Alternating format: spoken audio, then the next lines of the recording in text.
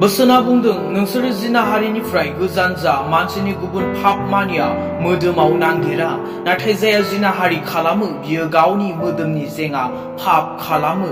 जाया नोंसोरनियाव खामियो आरो जायखौ इसोरा नोंसोरनो होबाय नोंसोरनि मोदोमा बे गोथार जिउनिनो मन्दिर होननानै नोंसोरो मिथियाना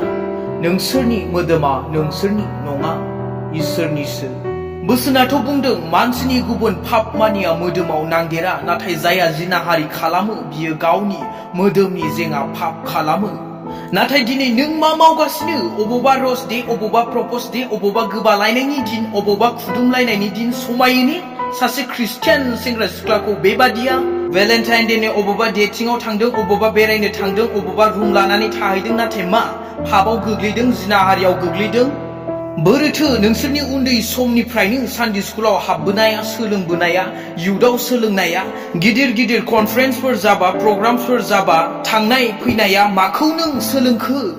आइ am not against your romantic लाभ नाथाय नोंसोर जेरैबायदि आखल आखु खालामदों जेरैबायदि नोंसोर लाइफ स्टाइल खालामदों बे एकदमबारे गोरोन्थि